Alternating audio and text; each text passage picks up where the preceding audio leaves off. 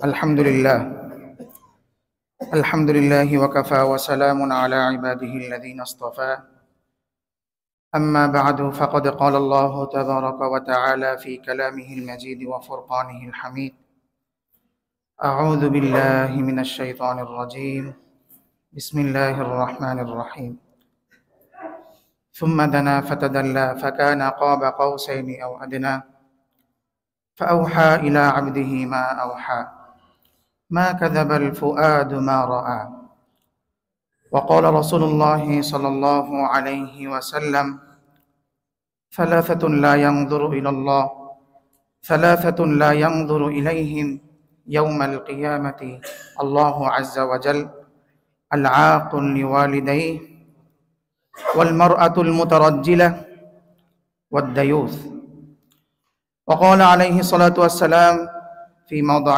آخر وفي حديث آخر الديوث لا يدخل الجنة أو كما قال عليه الصلاة والسلام সকলেই মুহাব্বতের সাথে আমরা দরুদ শরীফ পড়ি আল্লাহুম্মা সাল্লি আলা মুহাম্মদ ওয়া আলা আলি মুহাম্মদ কামা সাল্লাইতা আলা ইব্রাহিম ওয়া আলা আলি ইব্রাহিম ইন্নাকা হামিদুম মাজিদ আল্লাহুম্মা বারিক আলা মুহাম্মাদিন ওয়া আলা আলি মুহাম্মদ কামা বারাকতা আলা ইব্রাহিম ওয়া আলা আলি ইব্রাহিম ইন্নাকা হামিদুম মাজিদ। আলহামদুলিল্লাহ, আল্লাহ রাব্বুল আলামিনের দরবারে লাখো কোটি শুকরিয়া যে আল্লাহ রাব্বুল আলামিন আমাদেরকে জুমার দিনে জুমার নামাজের আগে কিছু কথা বলার এবং শোনার তৌফিক দান করেছেন। এজন্য সকলেই বলি আলহামদুলিল্লাহ। আমরা মেরাজের আলোচনা করছিলাম। আল্লাহ রাব্বুল আলামিন নবী করিম সাল্লাল্লাহু আলাইহি ওয়াসাল্লামের মাধ্যমে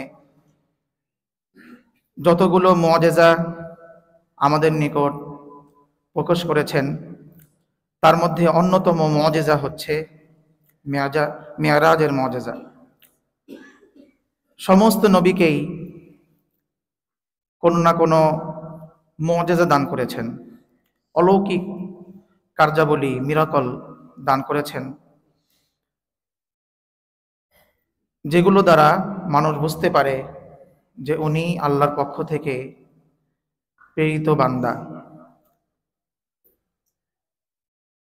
তো আমাদের নবী মুহাম্মদুর রাসূলুল্লাহ সাল্লাল্লাহু আলাইহি ওয়াসাল্লামকে যে সমস্ত মুআজিজা, অলৌকিক ক্ষমতা, অলৌকিক বিষয় দান করা হয়েছিল তার মধ্যে মেরাজ হচ্ছে অন্যতম। কোরআনে কারীম এটাও একটা মুআজিজা। সমস্ত নবীদেরকে, সমস্ত রসুলদেরকে যেই কিতাবগুলো দেওয়া হয়েছিল সেই কিতাব শুধুমাত্র ওই কিতাবের আলোকে নিজেদের উম্মতকে পরিচালনা করার জন্য ওই কিতাব দেওয়া হয়েছিল। কিন্তু আমাদের নবী মুহাম্মদ রাসূলুল্লাহ সাল্লাল্লাহু আলাইহি ওয়াসাল্লামকে এই কিতাব দান করা হয়েছে শুধুমাত্র উম্মতের জীবন এবং নিজের জীবন পরিচালনা করবার জন্যই নয়, বরং মুআজিজা স্বরূপও এই কোরআনুল কারীম দান করা হয়েছে। আল্লাহ রাব্বুল আলামিন এই কোরআনে কারীমের মাধ্যমে চ্যালেঞ্জ করেছেন যে আমি তোমার প্রতি যে সমস্ত যা কিছু নাজিল করেছি তাদেরকে বলো যে এরকম একটা আয়াত, ছোট্ট একটা আয়াত হলেও তারা নিয়ে আসুক। তো এটা হচ্ছে একটা মুআজিজা, তারা আনতে পারে নাই। এবং কিয়ামত পর্যন্ত কোরআনে কারীমে যেই সমস্ত বিষয়গুলো বলা হয়েছে সেই সমস্ত বিষয় একটাও ভুল প্রমাণিত পূর্বেও হয় নাই, এখনো হচ্ছে না, সামনেও হবে না ইনশাআল্লাহ। এবং আমরা দৃঢ়ভাবে বলতে পারি এটা, এবং আমাদের ঈমান, এটাই আমাদের বিশ্বাস। কোরআনে কারীম যেটা বলেছে, মানুষ বুঝতে ভুল করতে পারে, তাদের বোঝাই ভুল হতে পারে, কিন্তু কোরআনে কারীমের কথায়, কোরআনে কারীমের ভাষায়, কোরআনে কারীমের ব্যাখ্যায় কোনো ভুল নেই।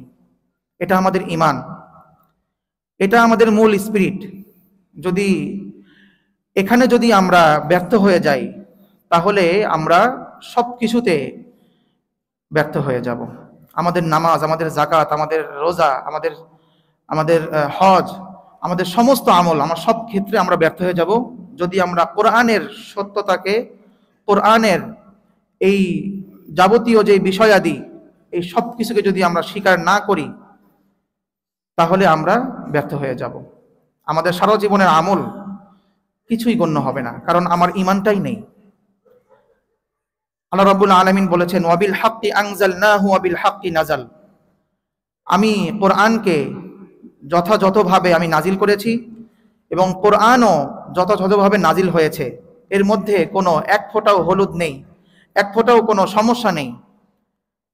কিন্তু যদি কেউ এটা অবিশ্বাস করে যে আমি কোরআনের সব আয়াত মানি, কিন্তু এই আয়াতটা আমার কাছে কেমন কেমন লাগে, এটা আমার মানতে কেমন কেমন লাগছে, তাহলে সে তার সমস্ত আমল ব্যর্থ।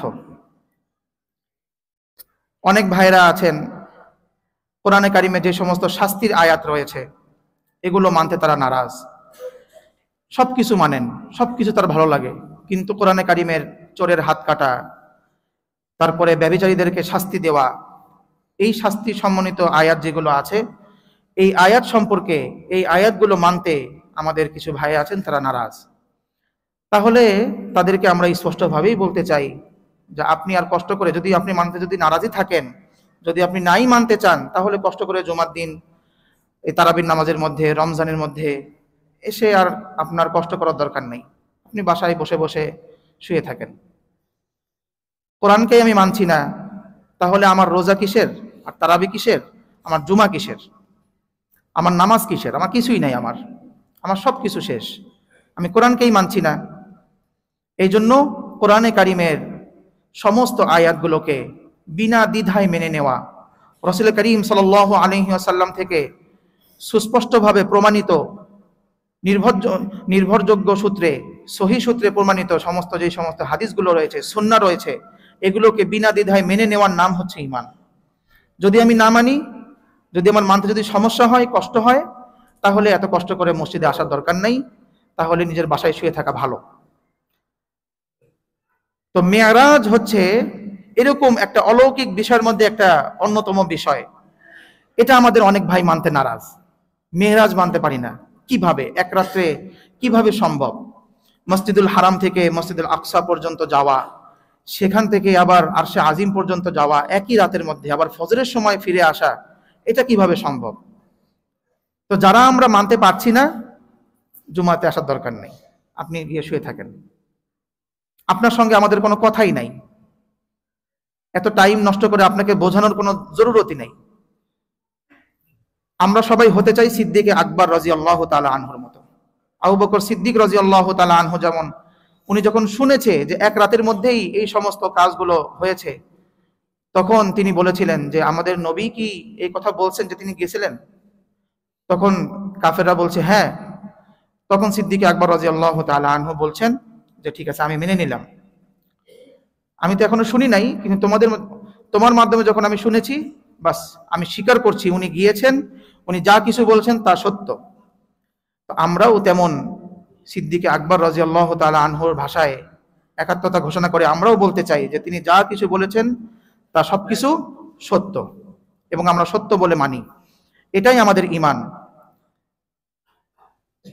এজন্য মেরাজে ঘটনা যাওয়ার আগে আমরা এই বিষয়গুলো আলোচনা করলাম যে এটা মানতে হবে। যদি না মানতে চাই, তাহলে আমার এখানে থাকার দরকার নেই। গত সপ্তাহে আলোচনা করা হয়েছিল যে মসজিদুল হারাম থেকে মসজিদুল আকসা পর্যন্ত যাওয়ার পথে আল্লাহ রাব্বুল আলামিন নবী করিম সাল্লাল্লাহু আলাইহি ওয়াসাল্লামকে জাহান্নামীদের কিছু শাস্তি অবলোকন করান, তাকে দেখান যে আপনার উম্মতের এই এই শাস্তিগুলো হবে। তার মধ্যে থেকে আমরা আলোচনা করেছিলাম যে নবী করিম সাল্লাল্লাহু আলাইহি ওয়াসাল্লাম দেখলেন কিছু লোকের ঠোঁট এবং জিহ্বা আগুনের কেচি দিয়ে কাটা হচ্ছে। তখন মুহাম্মদ সাল্লাল্লাহু আলাইহি ওয়াসাল্লাম বললেন যে এরা কারা? তখন জিবরাইল আলাইহিস সালাম বললেন যে এরা হচ্ছে আপনার ওই সমস্ত উম্মত যারা ইমাম ছিল, যারা খতিব ছিল, যারা আলেম ছিল, যারা বক্তা ছিল, তারা মানুষকে ভালো পথে ডাকতো, কিন্তু তারা নিজেরাই বিশ্বাস করতো না, নিজেরা এর উপর আমল করতো না। কথাগুলো বলছি, আমারই খারাপ লাগছে। আল্লাহর কাছে দোয়া করছি, আল্লাহ রাব্বুল আলামিন আমাকে সহ আমাদের সমস্ত উলামায়ে কেরামকে, সমস্ত ইমামদেরকে, সমস্ত খতিবদেরকে, সমস্ত ওয়াইজদেরকে এই আযাব থেকে হেফাজত করুন। এবং যা কিছু আমরা বলছি এই কথাগুলোর উপর সর্বপ্রথম আমাকেই এবং আমাদেরকেই আমল করার মহান রব্বুল আলামিন তৌফিক দান করুন। তো এটা হচ্ছে শাস্তি। তো আমরা শুধুমাত্র কিছু বয়ান শুনে, কিছু আবেগী কথাবার্তা শুনে, কিছু মিষ্টি মিষ্টি কথা শুনেই আমরা যে কোনো একজনকে আলেম বলে এটা বলে দিব না, ঘোষণা করে দিব না। ভালো লাগতেই পারে। ওমর রাদিয়াল্লাহু তাআলা আনহু বলছেন যে কোনো ব্যক্তি লম্বা লম্বা রুকু, লম্বা লম্বা সেজদা, লম্বা লম্বা কেরাত যেন তোমাকে ধোকায় না ফেলে। উনি খুব সুন্দরভাবে সেজদা আদায় করছেন, উনি খুব সুন্দরভাবে নামাজ আদায় করছেন, উনি খুব সুন্দরভাবে রুকু করছেন, কেরাত পড়ছেন। এই কাজগুলো যেন তোমাকে ধোকায় না ফেলে। যতক্ষণ না তুমি তার সঙ্গে সফর করেছো, যতক্ষণ না তুমি তার সঙ্গে কোনো লেনদেন করেছো, মুআমালা করেছো, যতক্ষণ না তার সঙ্গে তোমার ব্যবহার দেখেছো যে তার মুআশারাত কেমন, তার ব্যবহার কেমন, আচার ব্যবহার কেমন। হুজুর খুব ভালো, বক্তা সাহেব খুব ভালো, অথবা ইমাম সাহেব খুব ভালো, তার সঙ্গে সফরে গেলে তার আসল চেহারা বের হয়ে যায়। সফর গেলে মনে হয় যে এক নাম্বার স্বার্থপর একটা মানুষ। হজের সফরে যত ব্যক্তির জীবনী, ইসলামী ব্যক্তিত্বের জীবনী যত লিপিবদ্ধ করা হয়েছে, যত বড় বড় ব্যক্তিত্ব, যদি তার জীবনে যদি উনি হজ করে থাকেন তাহলে তার হজের সফরের একটা ঘটনা অবশ্যই অবশ্যই উল্লেখ থাকেই। কারণ এটা প্রমাণ করার জন্য যে হজের সফরে তার ব্যবহারটা কেমন ছিল। কারণ কি আমাদের সমাজে সব সময় ভালো থাকে, কিন্তু হজের সফরে গেলে মন মেজাজ কি থাকে না, ঠিক থাকে না। এই গরমের মধ্যে এত ডিগ্রি সেলসিয়াসের গরম, এদিকে হাঁটাহাঁটি চলছে, এর মধ্যে যদি আবার কোনো কষ্ট হয় তাহলে তো কাম সারছে। আর যদি সেই কষ্ট যদি মুআল্লিমের পক্ষ থেকে আসে তাহলে তো কাম সারছে। তাহলে হজের সফরের একটা ঘটনা উল্লেখ থাকবেই। আল্লামা ইকবাল রাহিমাহুল্লাহ তাআলা উনি বলেন, লিবাসে খিজরিয়া মে সাই করুं रहजन भी रहते हैं, अगर दुनिया में रहना है तो कुछ पहचान पैदा कर। উনি সুন্দর করে বলতেন যে নবীদের পোশাকে, সাহাবীদের পোশাকে, খিজির আলাইহিস সালামের পোশাকে অনেক ডাকাতরাও থাকে, জুব্বা পরা, পাগড়ি পরা অনেক ডাকাতরা থাকে। যদি তুমি দুনিয়ায় চলতে চাও, যদি তুমি দুনিয়ায় থাকতে চাও, তাহলে কিছু মানুষকে চেনো। খালি জুব্বা পরা, পাগড়ি পরা দেখলাম, একটু সুন্দর সুন্দর নামাজ পড়া দেখলাম, একটু বয়ান শুনে ভালো লাগলো, আর বাস তাকে আমি ভালো বলে ফেললাম, তাকে আমি ইমাম খতিব নিয়োগ দিয়ে দিলাম, তাকে আমি আমার এলাকার বক্তা হিসেবে নিয়ে আসলাম, হবে না। আলেম চেনার যেই ক্যাটাগরি, সেগুলো দিয়েই আলেমকে মাপতে হবে। আমরা আলেমদেরকে মাপি আমাদের বুদ্ধি দিয়ে, অথচ আমাদের বুদ্ধি অসম্পূর্ণ বুদ্ধি। এজন্য আমাদের বুদ্ধি দিয়ে আলেমকে মাপা যাবে না। আলেমদের যে আলেমকে মাপার যেই মাপকাঠি আছে, যেই দণ্ড আছে, সেই দাড়িপাল্লা দিয়েই আলেমকে মাপতে হবে। আবার জামাত ইসলামে দাড়িপাল্লা না, কিন্তু মাপার দাড়িপাল্লা বলছি। কিন্তু আমরা সেটা মাপি না। আমাদের নিজেদের বুদ্ধি প্রসূত, কল্পনা প্রসূত, একটু ভালো লাগলো, মস্তিষ্ক প্রসূত এই কথাগুলো শুনে আমরা বাস আলেমকে মেপে ফেলছি। এটা হবে না। আমি যাকে তাকে আমার এলাকায় বক্তা হিসেবে দাওয়া দিতে পারি না। একজন বক্তা কনসার্টের ওখানে গিয়েও দাওয়াতের উদ্দেশ্যে না, কিন্তু ওখানে একটা হচ্ছে আমি দাওয়াতের উদ্দেশ্যে কনসার্টে গিয়ে মানুষকে দাওয়াত দিলাম, যারা ওখানে কনসার্টের যারা আয়োজক ওদেরকে দাওয়াত দিলাম, সেটা ভিন্ন কথা। আরেকটা হচ্ছে আমি সেখানে বক্তার রূপেই গিয়েছি, আমি জানি এখানে আজকে কনসার্ট হবে, আমি জানি আজকে এখানে গান বাজনা হবে, আমি সেখানে গিয়ে আবার কি করলাম, আমার নিজের আবেগ অনুভূতি পেশ করলাম। আবার ওই আলেমকেই আমি আমার নিজের একজন রাহবার হিসেবে, পথ প্রদর্শক হিসেবে মানছি। এটা কি ভাই সুস্থ মস্তিষ্কের আলামত বলেন? এটা কি মনে হচ্ছে সুস্থ মস্তিষ্ক আছে? ওই আলেম নিজেও তার অসুস্থ প্রকৃতি, অসুস্থ মস্তিষ্ক তার, কারণ উনি জানে যে এখানে গান বাজনা হবে, এখানে ব্যান্ড পার্টি পুরো ওই যে ওটাকে কি বলে বাজায় যে ঢোল তবলা, ওটা নিয়ে ওখানে ড্রাম সেট আর কি, ড্রাম সেট ভুলে গেছি, নামটা ভুলে গেছি। ড্রাম সেট ওখানে আছে, আমি সেখানে গিয়ে আমি আমার মতো সুন্দর করে বয়ান দিচ্ছি। তাহলে তো হলো না ভাই, তাহলে তো হলো না এটা। এই সমস্ত আমাদের ভাইদের জন্য, আলেমদের জন্য বলা হচ্ছে, আল্লাহ পাক আমাকে হেফাজত করুন। মানে আমার কিছু আলেম ভাইরা, আমি নিজেও ভাইরাল হওয়ার নেশায় এমন কাজ কিছু করে ফেলি যার দ্বারা আমাদের আমি দুনিয়াতে আমি পাইলাম, আমি খুব সুখ্যাতি পাইলাম, আমি খুব ভালো হুজুর নামে খ্যাতি পাইলাম, কিন্তু আল্লাহর কাছে ওই ঠোঁট কাটা হবে। মানুষকে আমি দাওয়াত দিচ্ছি, মানুষকে ভালো কথা বলছি, নিজেই মানছি না। হাদিসের মধ্যে স্পষ্ট রয়েছে, আলী রাদিয়াল্লাহু তাআলা আনহুকে নবী করিম সাল্লাল্লাহু আলাইহি ওয়াসাল্লাম প্রেরণ করেছেন যে তুমি অমুক শহরে গিয়ে যেগুলো মিউজিক্যাল ইনস্ট্রুমেন্ট যেগুলো আছে এগুলোকে ভেঙে ফেলো, ড্রাম সেট, পিয়ানো, তৎকালীন সময় যেগুলো ছিল আর কি, এগুলোকে ভেঙে ফেলো।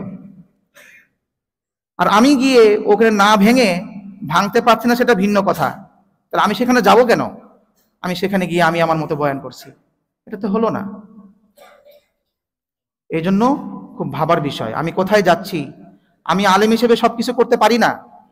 আমাদের নিকট উম্মতের অনেক আকাঙ্ক্ষা রয়েছে।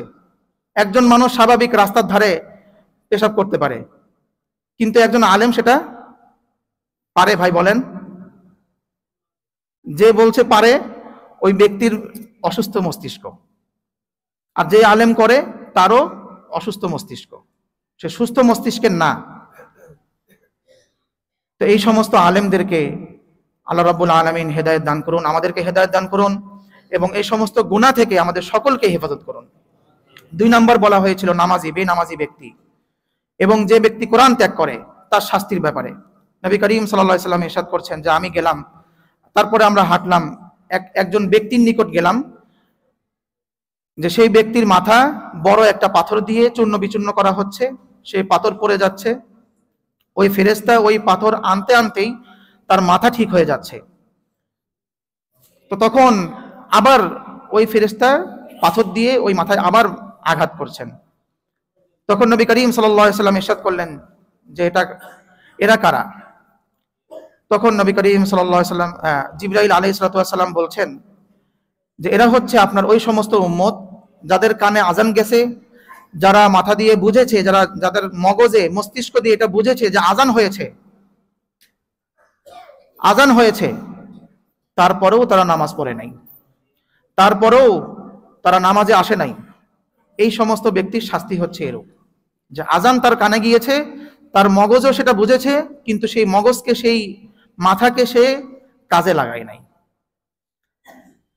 আর হচ্ছে আপনার এই সমস্ত উম্মতরা কোরআনে কারিম ত্যাগ করেছে, কোরআনে কারিম শুদ্ধ করে তেলাওয়াতও করে নাই, এবং তেলাওয়াত করলেও সে এর উপরে আমল করে নাই, অনুধাবন করার চেষ্টা করে নাই। এই সমস্ত ব্যক্তিরা শাস্তি হচ্ছে এটা। তাহলে এটার মধ্যে আমরা কি পড়ি ভাই? আমরা কি এর মধ্যে পড়ি? এই আওতার মধ্যে আমরা পড়ি কি? পড়ে যাচ্ছি, আমি নিজেও পড়ে যাচ্ছি। কোরআন শরীফ যে ব্যক্তি তেলাওয়াত করতে পারে সে অনুধাবন করে না, যে ব্যক্তি অনুধাবন করে সে ব্যক্তি আমল করে না, আর যে ব্যক্তি তো পারেই না ও তো আমি তো পারিই না।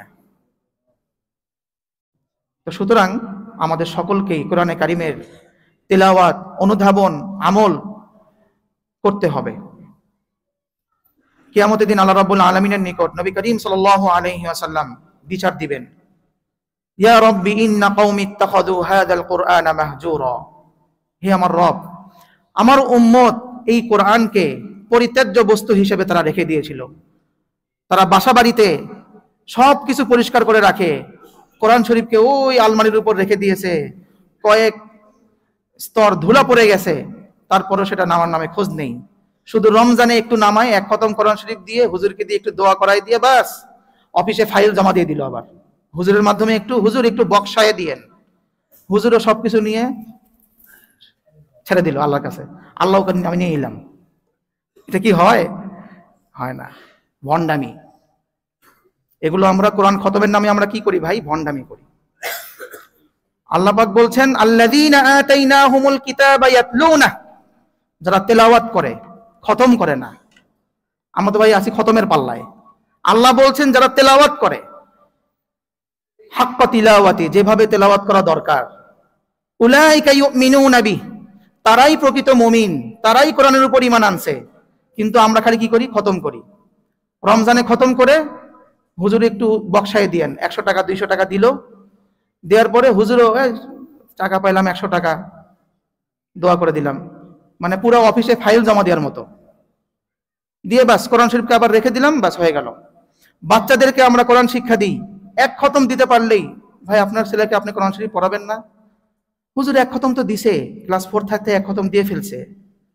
আরে ভাই 30 বছর যাবত হাফেজ হয়েছি, আবার আলহামদুলিল্লাহ অহংকার করছি না, অহংকার করছি না, সুন্দর মুখস্থ আছে আলহামদুলিল্লাহ। তারপরেও ফজরের নামাজ পড়ানোর সময় প্রতিটা দিন যারা সামনের কাতারে নামাজ পড়েন তারা আমাকে দেখেন, আমি কোরআন শরীফ খুলে আবার দেখি, কোরআন শরীফ খুলে দেখতে হয় আবার, যেন আমি ভুলে না যাই। এত সহজ।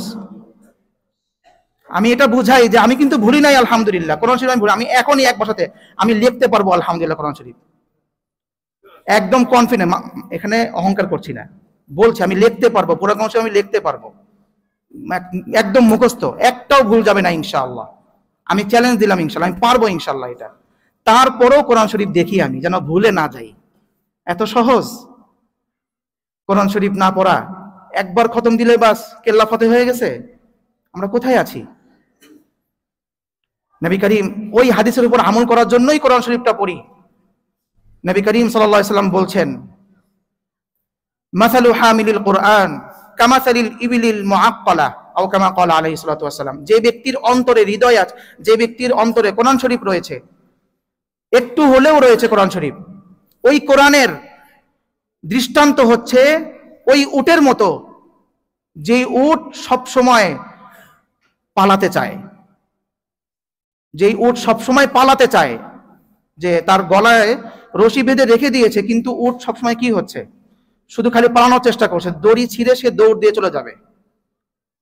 তো নবী করিম সাল্লাল্লাহু আলাইহি ওয়াসাল্লাম বলছেন যে যাদের অন্তরে, যাদের হৃদয়ে কোরআন শরীফ রয়েছে, ওই কোরআনের দৃষ্টান্ত হচ্ছে ওই উটের মতো। উট যেমন পালাতে চায়, কোরআনও তেমন পালাতে চায়, গুনার কারণে হোক, বিভিন্ন কারণে হোক, তেলাওয়াতের না করার কারণে হোক। তো একজন হাফেজ যদি কোরআন শরীফ তেলাওয়াত না করে, অটোমেটিক তার অন্তর থেকে কোরআন চলে যাবে। এই জন্য প্রতিদিন এখনো কোরআন শরীফ তেলাওয়াত করতে হয়। বিষয়টা এমন না যে ভুলে গেছি। আর একজন আমাদের ভাই ক্লাস 4-এ এক খতম কোরআন শরীফ দিছে, কাম সারছে, বাপ রে বাপ, আল্লাহ বহুত খুশি। কই হুজুর তাতেই আল্লাহ কবুল করলে কবুল করবে, না করলে না করবে, ডোন্ট কেয়ার। এটা তো হয় না। আমার আপনার বিরুদ্ধে কোরআনে কারীম এবং নবী করিম সাল্লাল্লাহু আলাইহি ওয়াসাল্লাম বিচার দিবেন, ইয়া রাব্বি ইন্না কওমি ইত্তাখাযু হাযাল কুরআনা মাহজুরা। হে আমার রব, আমার কওম এই কোরআনকে পরিত্যাজ্য বস্তু হিসেবে রেখে দিয়েছে। তখন আমরা কোথায় যাব বলেন? এখন যদি কেউ বিশ্বাস করে, দরকার না, আপনি যান, আপনার জুমার নামাজ পড়ার দরকার কি? এখানে আসার দরকারই নাই, এখানে আপনি তো বিশ্বাসই করছেন না, তাহলে আমার সঙ্গে আপনার সঙ্গে কোনো কথাই নাই। আর যদি বিশ্বাস করি, তাহলে ভাই আসুন, রজব মাস চলছে, কোরআনে কারিমের সঙ্গে সম্পর্ক বাড়ান, একটু তেলাওয়াত শিখুন, একটু হরফ শিখুন। এমন না যে আমার কোরআন শরীফ যদি আমি না পড়তে পারি আমি আল্লাহর নিকট ধরা থাকবো, না, আমি শিখতে থাকি, আমি শিখতে থাকি। নবী করিম সাল্লাল্লাহু আলাইহি ওয়াসাল্লাম বলেছেন, যে ব্যক্তি কোরআন শরীফ পড়তে পারে তাদের দৃষ্টান্ত কোরআন বহনকারী ফেরেশতাদের মতো। আর যে ব্যক্তি ঠেকে ঠেকে ধীরে ধীরে কোরআন শরীফ পড়ে, একটা আয়াত পড়তে, একটা শব্দ পড়তে তার 5-6 বার সে ঠেকে যাচ্ছে, আটকায় যাচ্ছে, ওই ব্যক্তি তো তার ডবল সওয়াব, একটা হলো কোরআন শরীফ পড়ার সওয়াব, আর একটা হলো আটকানোর সওয়াব। তাহলে আমরা তো কোরআন শরীফ পড়ছিও না, ঠেকছিও না।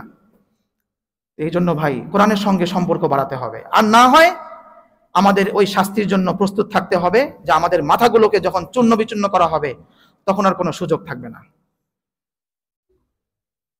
এরপরে নবী করিম সাল্লাল্লাহু আলাইহি ওয়াসাল্লাম বলছেন যে আমি তারপরে দেখলাম একটা গর্তের মতো, একটা অনেক বড় গর্ত, তার মধ্যে কিছু উলঙ্গ নর নারী রয়েছে, শরীর পূর্ণ উলঙ্গ, তার থেকে, তাদের লজ্জাস্থান থেকে প্রচুর পরিমাণ দুর্গন্ধ বের হচ্ছে। তখন নবী করিম সাল্লাল্লাহু আলাইহি ওয়াসাল্লাম ইরশাদ করছেন, ভাই আমার জিবরাইল, এরা কারা? তখন তিনি বললেন, এরা হচ্ছে আপনার ওই সমস্ত উম্মত যারা তাদের বৈধ স্ত্রী স্বামী থাকা সত্ত্বেও তারা অন্য জায়গায় খারাপ কাজ করত, জেনায় লিপ্ত থাকতো, মুখ দিয়ে জেনায় লিপ্ত থাকতো, চোখ দিয়ে জেনা করত, হাত দিয়ে স্পর্শ করে জেনা করত। এখন আমাদের অবস্থাটা যদি আমরা একটু খেয়াল করি, আমরা প্রত্যেকেই এই অবস্থার মধ্যে আছি। আমাদের মেয়েদেরকে, আমাদের ছেলেদেরকে এমনভাবে আমরা ছেড়ে দিয়েছি, স্কুল কলেজ ভার্সিটির মধ্যে, এই সহশিক্ষার মধ্যে যেভাবে আমরা ছেড়ে দিয়েছি, অবস্থাতে খুবই বেগতিক। শিক্ষা তো অবশ্যই নিতে হবে, আমি অবশ্যই শিক্ষা নিব, কিন্তু যেটা আমার মূল শিক্ষা, এই শিক্ষাটা তাদেরকে আমি না দিয়েই ছোট থেকেই তাদেরকে আমি অশ্লীলতার মধ্যে ছেড়ে দিয়েছি। আর একটা সময় তো এমন ছিল যে বাবা মা শিক্ষা দিত, আর এখন তো এমন অবস্থা হয়ে গেছে বাবারা নিজেরাও অশ্লীল, সন্তান তো আরো বেশি অশ্লীল হয়ে যায়। সন্তান নিজেই দেখছে আমার বাবা আমার মার সাথে ভালো ব্যবহার করছে না, আমার বাবার সঙ্গে অন্য একজন মহিলার সম্পর্ক রয়েছে, তাহলে এই সন্তান কিভাবে ভালো হবে? আমরা কোথায় আছি? বাবা নিজেকে, নিজের মেয়েকে পুরুষদের মতো পোশাক পরিয়ে বাহিরে পাঠাই দিচ্ছে, গেঞ্জি শার্ট পরে, জিন্সের প্যান্ট পরে মেয়েরা আমার বাইরে বের হচ্ছে, আর বাবা এটাকে নিজেকে খুব গর্ববোধ করছে, আমার মেয়ে খুব আধুনিক। আহা, আমরা কোথায় চলে আসছি? আবার তো অনেকের মনে হয় যে পুরুষ আর নারীর পোশাক আলাদা না, সবগুলো একই, এরকম কারো মনে যদি হয় তাহলে ভাই আপনার এখানে থাকার দরকার নেই, আপনি যান। আর যদি আমি যদি মুসলমান হয়ে থাকি, তাহলে এটা মানতে হবে যে পুরুষদের পোশাক আলাদা, নারীদের পোশাক আলাদা। তা আমার মেয়ে যখন পুরুষদের মতো যদি পোশাক পরে বের হয়, তাহলে আমার মেয়ে আর যা কিছু হোক, লজ্জাশীল মেয়ে না। এই মেয়ে যখন বিয়ে করবে, যেই স্বামী যখন তাকে পাবে, সে অন্য কিছু পাইছে, ডাক্তার মেয়ে পাইছে, ইঞ্জিনিয়ার মেয়ে পাইছে, সফটওয়্যার ইঞ্জিনিয়ার, অমুক তমুক সবকিছু পাইছে, পিএইচডি, কিন্তু একজন লজ্জাশীল স্ত্রী সে পায় নাই। ওই স্ত্রী থেকে, ওই মা থেকে যখন সন্তান তৈরি হবে, সন্তান যখন জন্ম হচ্ছে, ওই সন্তান সব ধরনের মা পাইছে, কিন্তু একজন লজ্জাশীল মা সে পায় নাই। ভাই খুব হিসাব। নবী করিম সাল্লাল্লাহু আলাইহি ওয়াসাল্লাম বলেছেন, আল হায়াউ শু'বাতুম মিনাল ঈমান, লজ্জা হচ্ছে ঈমানের গুরুত্বপূর্ণ একটা অঙ্গ। সেখানে আমরা নেই। নবী করিম সাল্লাল্লাহু আলাইহি ওয়াসাল্লাম ইরশাদ করেছেন যে 3 ধরনের ব্যক্তি রয়েছে, যেই ধরনের ব্যক্তির দিকে আল্লাহ রাব্বুল আলামিন কিয়ামতের দিন তাকাবেন না। একজন ব্যক্তি হচ্ছে আল আকুল লিওয়ালিদাইন, যারা বাবা মার সঙ্গে খারাপ ব্যবহার করে। 2 নাম্বার ব্যক্তি হচ্ছে আল মারআতুল মুতারাজ্জিলা, ওই ধরনের মেয়ে যারা পুরুষদের মতো পোশাক পরে বাহিরে বের হয়।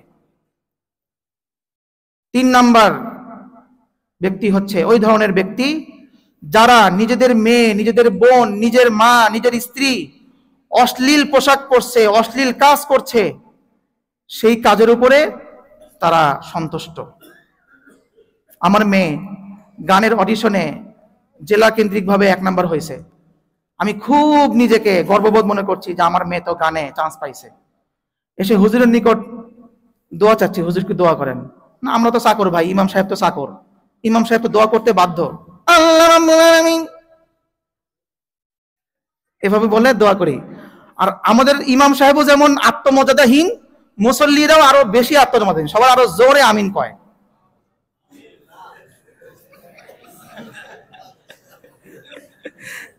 ইমাম সাহেব তো আত্মমর্যাদাহীন তো আছেই, মুসল্লিরাও আরো কি জোরে আমিন কয় যে অমুক ভাইয়ের মেয়ে আমাদের জেলার গর্ব, আমাদের জেলার গর্ব। মানে গর্বিত হওয়ার আর কোনো ক্যাটাগরি পায় নাই। একটা মেয়ে পর্নোগ্রাফিতে চান্স পাইছে, এটা গর্বের একটা বিষয়, এটা একটা ক্যাটাগরি। গর্ব মানে গর্বিত হওয়ার একটা ক্যাটাগরি যে সে জেলা কেন্দ্রিক ভাবে পর্নোগ্রাফিতে চান্স পাইছে। বাপরে বাপরে বাপ।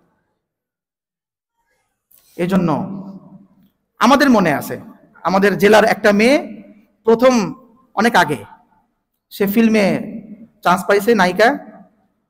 বগুড়ার কৃতি সন্তান অমুক অমুক মুভি বের হয়েছে, ও বলে কৃতি সন্তান। তাহলে বোঝেন আমরা তাহলে কোন অবস্থায় আছি। এই ধরনের ব্যক্তিদেরকে বলা হয় দায়ুস।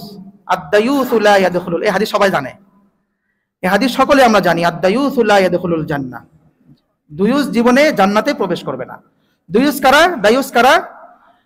যে ব্যক্তি তার মেয়ে, তার বোন, তার মা, তার অধীনস্থ নারীরা অশ্লীল কাজ করছে, সে এই বিষয়ে সন্তুষ্ট। যে না, আমার মা তো খুব সুন্দর, অমুক জায়গায় খুব ভালো একটা গান বলছে, অমুক জায়গায় এই কাজটা করছে, অথচ সে কাজটা করছে অশ্লীলভাবে। সুতরাং এই তিন ধরনের ব্যক্তির দিকে আল্লাহ রাব্বুল আলামিন তাকাবেন না। আমরা এখন প্রত্যেকেই কম বেশি এই অবস্থায় আছি। আমি নিজের মেয়ের ছবি নিয়ে ফেসবুকে আপলোড করছি, যে মেয়ের হিজাব মেনটেন করা নাই। হিজাব কাকে বলে? হিজাব বলা হয় পুরো শরীর, মাথার চুল থেকে নিয়ে পুরো পায়ের তালু পর্যন্ত পুরো শরীর ঢেকে রাখা, এটাকে বলা হয় হিজাব। আর সেখানে আমি আমার মেয়েকে উদম করে একদম শার্ট প্যান্ট পরাইয়ে ওখানে ছবি আমি আপলোড করছি। তারা আবার আমরা মসজিদে এসে নামাজও পড়ছি, দোয়াও করছি আল্লাহর কাছে, আল্লাহ ঠেকা পড়ছে আমাকে, আমার দোয়া কবুল করবেন। আমি ফেসবুকে এদিকে হারাম কাজে লিপ্ত, আমি আমার সামাজিক অবস্থায় হারাম কাজে লিপ্ত, সেটাকে আমি নিয়ে গর্ববোধ করি, আর আল্লাহ আমার দোয়া কবুল করবেন। আমার জীবন যে এখনো ওই আগুনে পুড়ে যায় নাই, আমার শরীর, এটা তো শুকরিয়া। আমরা এই অবস্থায় পড়ে আছি। তো এই জন্য ভাই, হিজাব মেনটেন করতে হবে আমাদের মেয়েদেরকে। সে আর কিছু হোক না হোক, যেন একজন লজ্জাশীল মেয়ে হয়, লজ্জাশীল মা হয়, লজ্জাশীল স্ত্রী হয়।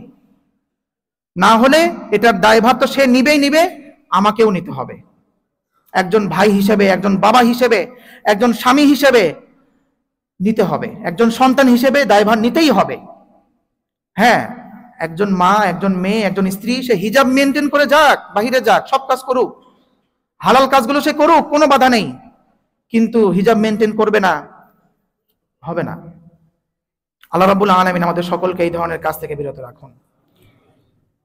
তারপরে নবী করিম সাল্লাল্লাহু আলাইহি সাল্লাম বলছেন যে আমরা একটা জায়গায় গেলাম, সেখানে বড় একটা পুকুর ছিল, নদী ছিল, রক্তের নদী।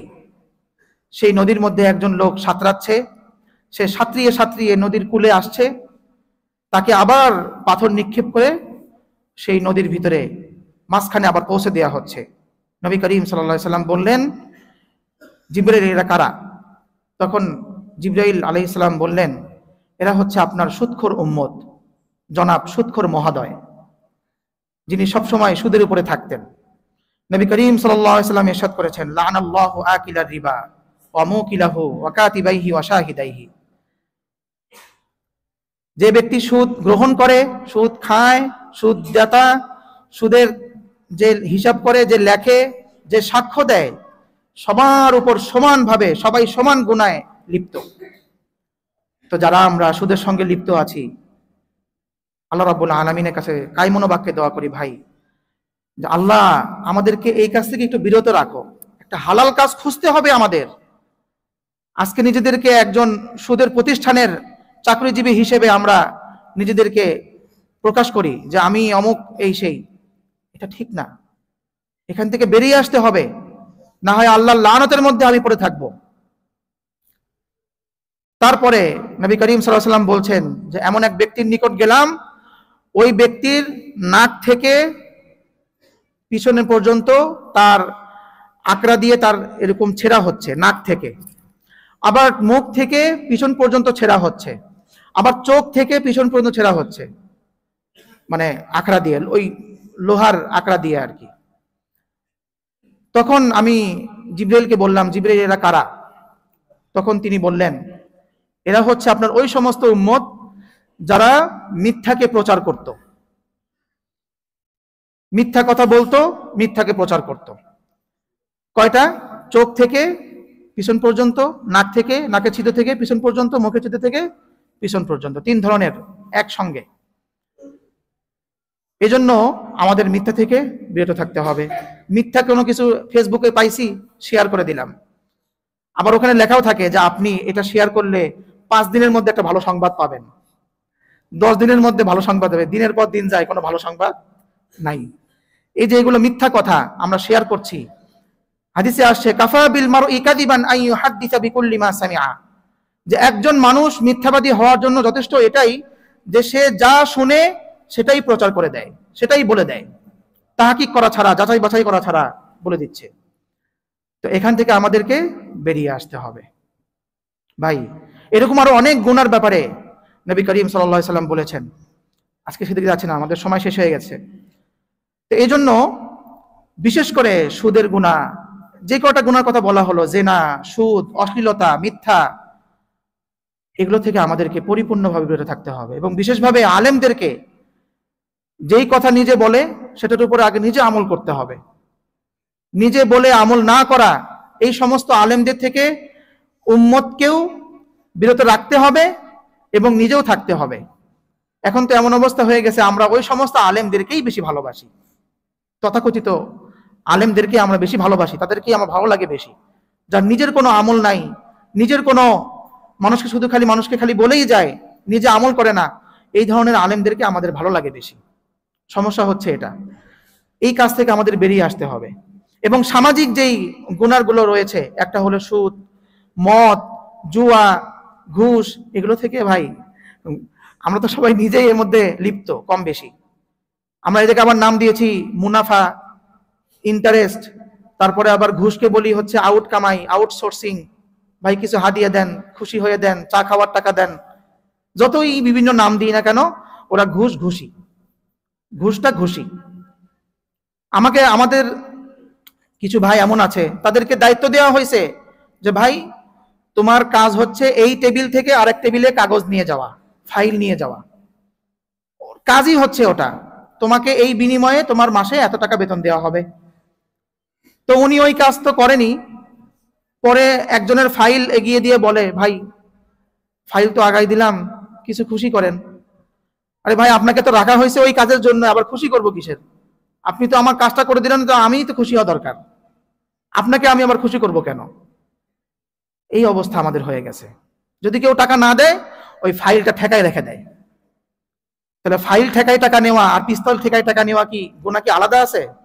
একজনের পেটে এরকম পিস্তল ঠেকাইলাম, কই টাকা দে, আর একজনের অফিসে আমি ফাইল ঠেকাই দিলাম, কই টাকা দে, গুনাহ তো একই আমার। ওই ব্যক্তি আবার আমাদের নামাজি ব্যক্তি হয়, আমাদের মসজিদ কমিটি না, অন্যান্য মসজিদ কমিটির সভাপতি সেক্রেটারি হয়, মসজিদের একদম মানে অনেক নামি দামি উপদেষ্টা হচ্ছে, ওরাই এখন সমাজ চালায়। তাহলে তো সমাজ ভালো হওয়ার তো দূরের কথা, আরো কি যাবে, নষ্টের দিকে যাবে। তারা চায় যে ইমাম সাহেব আমাদেরকে একটু খাওয়াক, হুজুররা আমাদেরকে একটু খাওয়াক, না খাওয়াইলে হুজুরদের ভিতরে আবার কি করে, বিরুদ্ধে আবার যারা এমপ্লয়ি আছে এদের বিরুদ্ধে আবার সমস্যা করে। এই ধরনের ব্যক্তিদেরকে আমাদেরকে পরিত্যাগ করতে হবে, বাদ দিতে হবে। এরা যেন কোনোভাবেই যেন সমাজপতি যেন না হয়, মসজিদের দায়িত্ব যেন না আসে, এই চেষ্টা আমাদেরকে করতে হবে।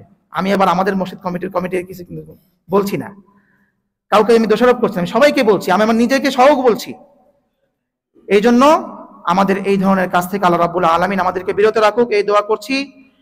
এবং মেরাজের যে সমস্ত বিষয় রয়েছে, এটাকে পরিপূর্ণ মানার জন্য আল্লাহ রাব্বুল আলামিন আমাদের সকলকেই হেফাজত করুন, তৌফিক দান করুন।